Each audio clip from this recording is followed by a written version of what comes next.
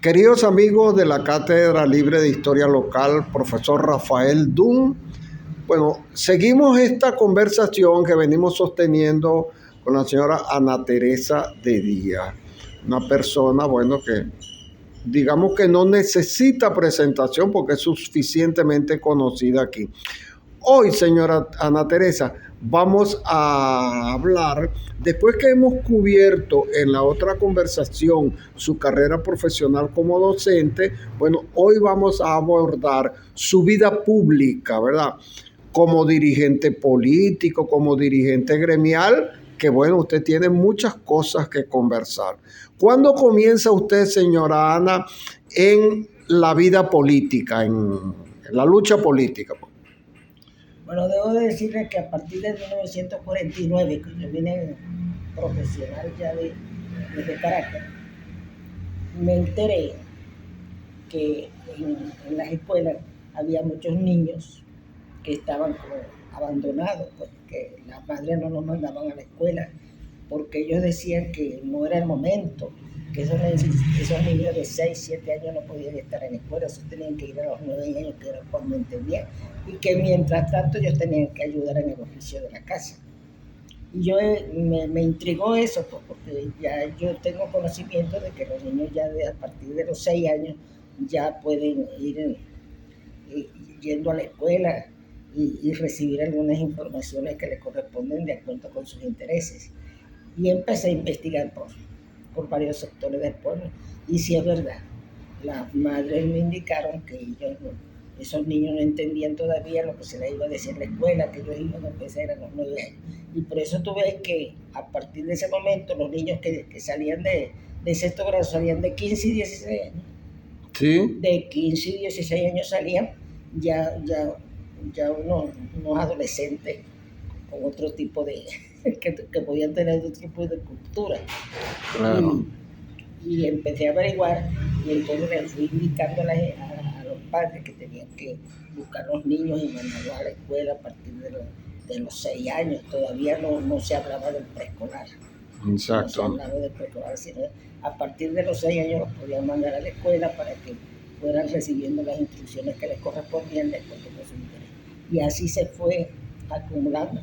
Cuando llegó el momento, ya las escuelas estaban aceptando a esos niños de sexto grado, y el Ministerio de Educación fue evolucionando y también dieron oportunidad. Para esa época el Ministerio de Educación no se ocupaba de que la escuela gratuita y obligatoria tenía que hacer desde esa fecha, y nunca se percataron de que los niños entraban de 9 años. Cuando usted llegó, señora Ana, aquí a Cantabria, que regresó a Cantabria, pues ya graduada de maestra, ¿llegó directamente a trabajar o cómo fue eso? Yo debo de comunicarle que antes de yo irme a estudiar, cuando salí de sexto grado, yo tenía mucha vocación por la educación. ¿Sí? Sí, yo reunía unas botellitas de esas de fresco y les ponía un moñito y les daba clase. Les daba clase a la botella, imagínese. Entonces, cuando salí de sexto grado, había una directora que, por cierto, le escuché ayer con un discurso de la colega María Hernández. Ajá.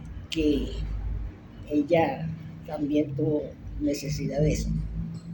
Yo entonces, cuando salí de sexto grado, yo seguía yendo a la escuela. Y las profesoras eran de la Sosa de Agostini, que era que nombró la señora Hernández. Me dijo un día, Ana Teresa, ¿y qué haces tú aquí en esta parte de la escuela si tú saliste de sexto grado? Ya tú saliste. Yo le dije, yo quiero ver a las maestras cómo dan clases, porque yo quiero también participar. A mí me gusta eso. Me gusta y quiero participar con los niños. Bueno, quédate ahí, pues. Y como el horario era de 8 a 11 y de 2 a 4, era el horario. Sí.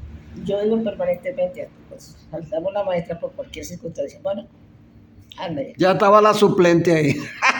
Tenía la suplente ahí, pero sin pago. Sí, digo, claro. No se te va a pagar, porque la maestra tiene un sueldo muy pequeño y no se te puede No importa, yo lo que quiero es, bueno, salió, varias maestras salieron inmediatamente, yo estaba ahí y cubría la vacante. O sea, no tenían ni siquiera que mandarla a llamar a su casa, usted ya estaba ahí. Yo iba permanentemente, yo quedé asistiendo a la escuela como que si estuviera estudiando.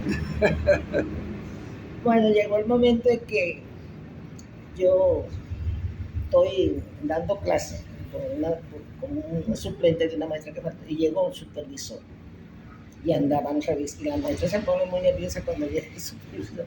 A mí no me ponía nerviosa porque yo no tenía nada que esconder. Exactamente. Usted no le estaba haciendo daño a nadie. A nadie. Él llegó y se sentó en el último banco de clase, en el salón. Esa era la característica de los supervisores de esa época. De esa época, sí, señor. Entonces yo estoy dando mi clase de matemáticas, de los quebrados y eso. Y él estuvo ahí. Cuando terminó la clase me dijo, ¿tú saliste de sexto grado? Y yo, sí. ¿Y por qué vienes todos los días a la escuela? Digo, pues porque me gusta y quiero ver cómo se desempeñan los maestros. Y eso me dijo, el primer cargo vacante es tuyo. Y así fue. Un maestro de Aragua de Barcelona que estaba aquí pidió cambio para Aragua y no encontraba su cargo. Me metieron en ese grado, cuarto grado, me recuerdo. Y empecé a trabajar. Qué bueno. Señora Ana Teresa, para que cuando usted inició, vamos a decir, esa campaña, ese movimiento de que los niños entraran más temprano a la escuela, ¿con quién habló usted de ese tema? Era con los propios representantes. Ajá. Con los propios representantes. Yo visité, esto era más pequeño, Cantaura apenas tenía 4 calles. ¿Hasta dónde llegaba Cantaura por esta calle? Por esta calle llegaba hasta ahí, hasta la esquina del Telegramo. Ah, imagínese. De ahí se dirigía un camino directo. Bueno, a 40 metros de aquí. Sí, señor. A usted sabe dónde, a la escuela, a la calle Miranda, había un manantial que llaman los Pozos Salados. Sí. Y ahí iba todo el mundo a buscar su agua. Es un caminito. Mamá me tenía como obligación diaria de ir a buscar 3 latas de agua en la cabeza. Dígame. Y usaba, para protegerse la cabeza, lo llamaban un rollo. Un rollete, perdón. Sí. Un rollete. Entonces yo era para tirar, para echar sobre la tina del agua, para cocinar, hasta para regar las matas. Imagínate. Y a las 11, cuando venía de la escuela, ya tenía que cargar 3 más y así llegaba hasta 6, 7 baldecitos de agua que iba a buscar en la láctica esa de los 3 cochinitos. Ajá. y íbamos acumulando y así teníamos agua permanentemente aquí. Qué bueno, sí. Bueno, señora Ana, entonces, ¿y cuál fue la respuesta que usted obtuvo de los representantes cuando les planteó eso? Bueno, ellos empezaron primero estaban como asombrados, que eso no podía ser, porque esos niños tienen que estar en la casa ayudando al papá a limpiar el patio, algunos lo llevaban para los conucos. Y yo le dije, no, eso no puede ser. Ese niño ya está en capacidad de ir a la escuela. Y aceptaron la mayoría. Por eso les digo que ahí mismo fueron a inscribir sus muchachos y después más bien no había cupo en la escuela. Ya no había cupo. Ya no había cupo. Y los muchachos inmediatamente, como yo les había dicho, ellos aceptaron con mucho interés y usted veía que había poco aplazado. Sí. Y eso que los exámenes eran muy difíciles. Había 3 pruebas que no se promediaban.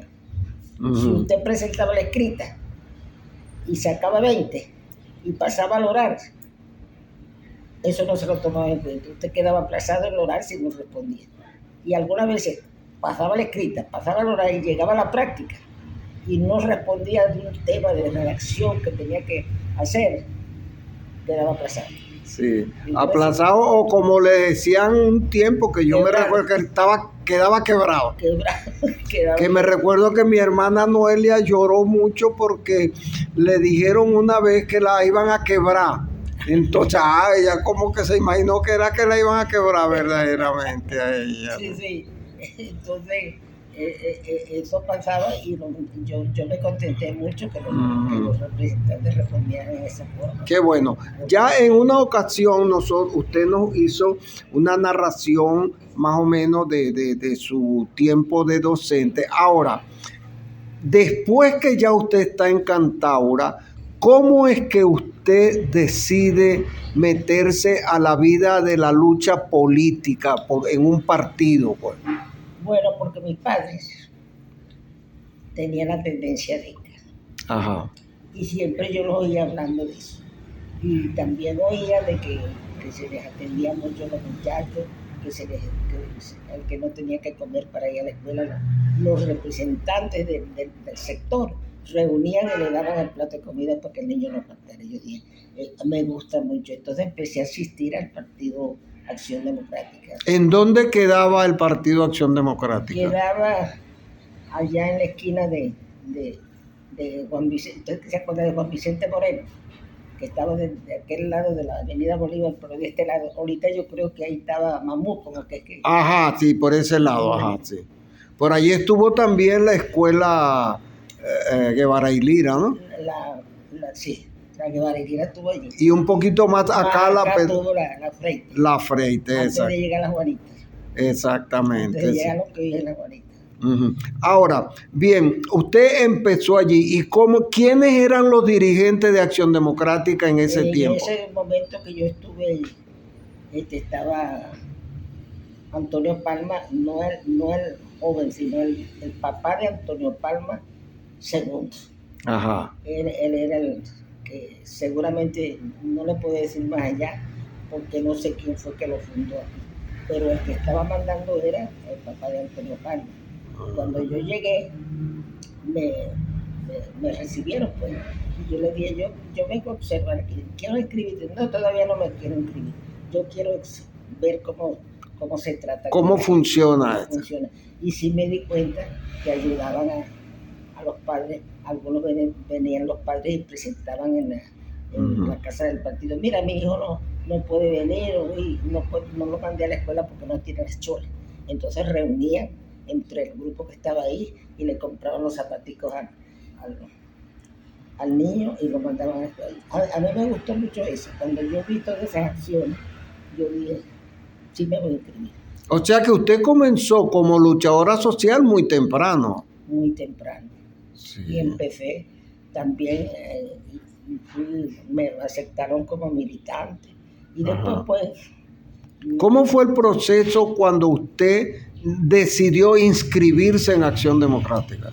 Me inscribí porque, por eso mismo, el proceso fue que yo veía que ellos hacían muchas obras buenas y que me gustaron. Pues. Todo el que presentaba un problema trataban de resolverse inmediatamente. Entre el mismo grupo que estaba ahí, recogían y le compraban los zapatos a la muchacha, le compraban... ¿Qué tiempo, no? Eso es un tiempo maravilloso, eso no vuelve más. Sí, ajá. Y luego, ¿cuándo usted se convierte, lo que pudiéramos decir, en activista política? Bueno, después que me inscribí en el partido, empecé como militante y siempre me incluían en las comisiones y en todas las actividades que se iban presentando, hasta que llegué a la directiva. ¿Usted estaba soltera todavía? Sí, soltera. Ah, bueno, disponía de tiempo, bueno, disponía de mucho tiempo. Y entonces me inscribí en el Partido Acción Democrática y empecé a trabajar en la directiva. Y ahí cuando ya Acción Democrática tenía un gran respaldo popular para ese momento. Sí. Y entonces, cuando iban a nombrar un concejal una cosa, entonces lo planteaban primero en la directiva y después uno tenía que salir por todo el pueblo. Hacer su propia campaña. Claro. ¿Usted, cuál fue el primer cargo que usted tuvo en Acción Democrática? Después de militante general, llegué como secretaria de Educación. Secretaria de Educación, imagínate. Yo trabajaba en la educación. Claro, sí, por supuesto, sí. Y usted, luego, ¿cuál fue el primer cargo elección al cual usted optó a nombre de Acción Democrática? Bueno, como le dije, ese cargo de yo fue como secretaria de Educación. Ajá. Y después quedé allí y siempre entonces me nombraban en las comisiones que iban para Barcelona. ¿Y como concejal? ¿Cuándo? Como concejal también el Partido Acción Democrática tenía como atribución, cuando venían algunas elecciones, de designar en el seno del partido las personas que podían aspirar a ese cargo. Y después que uno aspiraba, uno salía a hacer su campaña por todo el pueblo. A buscar los votos. Y para el año 1977 me eligieron a mí como candidata. Entonces yo me fui por todos los sectores del... ¿Qué año fue ese? 77. 77. Entonces salí como aspirante, pues ya respaldado por el pueblo. Pero no era eso lo que yo tenía nada que hacer. Después, en la directiva, que habían varios partidos que representaban en el consejo, estaba OPEI, Acción Democrática, URD, y el Partido Comunista, entonces... Estaba URD. ¿Usted podría recordar los nombres de los concejales de ese tiempo? No se recuerda. Ajá. Bueno, ahora, después, ¿qué recuerda usted como activista, como concejal? ¿Qué recuerda usted en lo que intervino con mucha dedicación? Yo con mucho entusiasmo y todo, porque como yo lo que quería era hacer por el pueblo. Claro. Yo quería era ayudar a los más necesitados. Entonces me entregué a eso, pues. A ver, y me di cuenta que cuando examiné el presupuesto, por 100 bolívares no se llegaba a 1 millón. En ese tiempo. En ese tiempo, por 100 bolívares no se llegaba el presupuesto del Consejo Principal de Cantabria, no se llegaba a 1 millón. ¿Quién era el presidente del Consejo en ese tiempo? El presidente del Consejo era...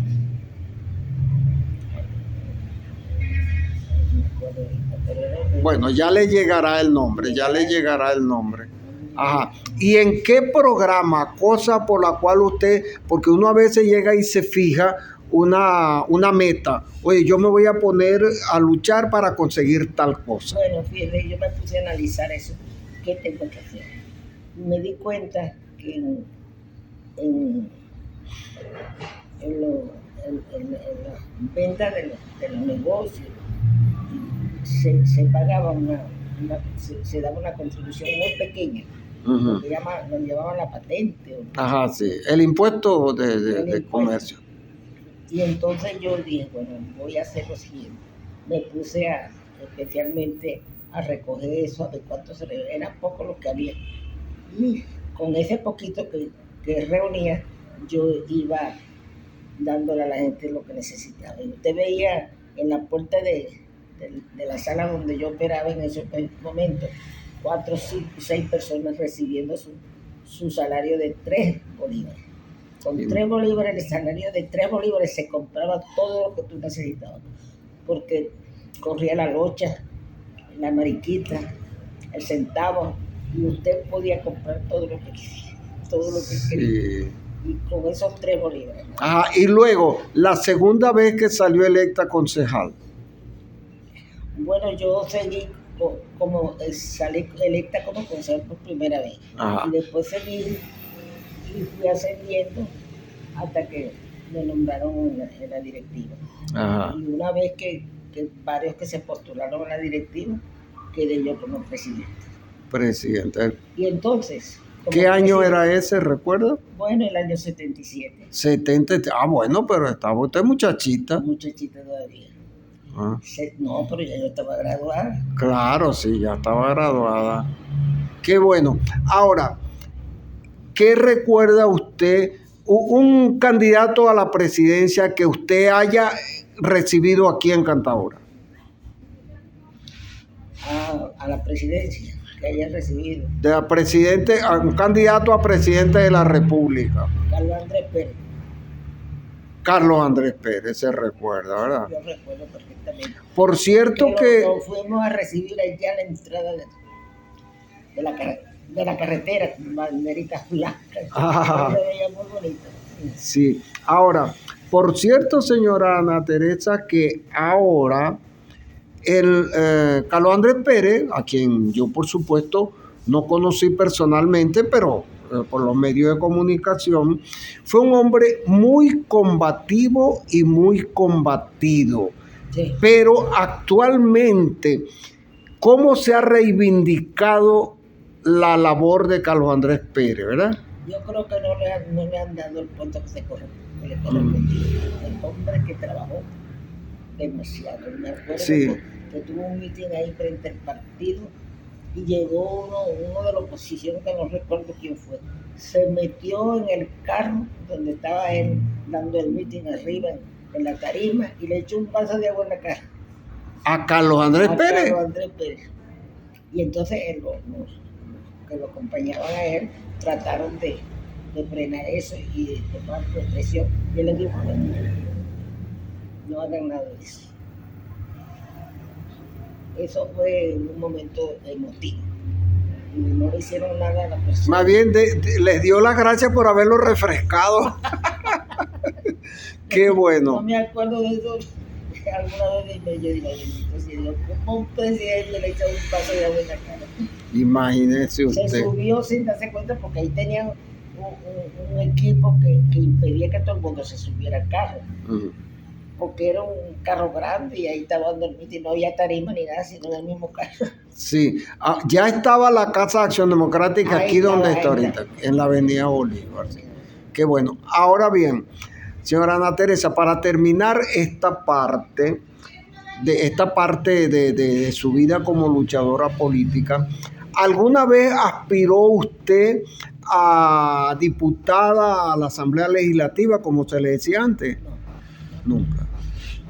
Siempre tuve buenos puestos, pero como delegada a las convenciones.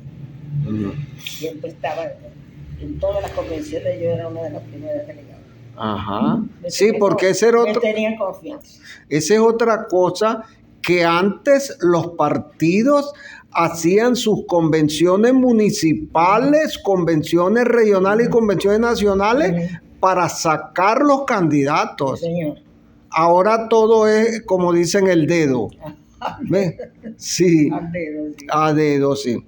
Señora Ana Teresa, para terminar esta parte, por favor, usted tiene muchos muchachos, muchos amigos suyos muchos de ellos pudieran ser sus bisnietos y cuidados y sus tataranietos, que en Acción Democrática, que son muchachos que tienen futuro como líderes políticos. Déjeles un mensaje, por favor. Bueno, esos muchachos, empezando por el doctor, se me olvidó, es uno de los más destacados. Ajá. Ahorita quiero recordarme, yo les doy que sigan el ejemplo de las generaciones anteriores, que había esa necesidad de compartir con la gente y de ayudarlos en sus necesidades más apremiantes, y que eso no se está haciendo ahorita.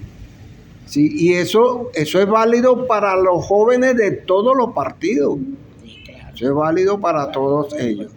Sí, bueno, señora Ana Teresa, vamos a ir a una pequeña pausa aquí y después vamos a regresar con una parte muy importante de su vida, que es como gremialista de la docencia. Ya venimos.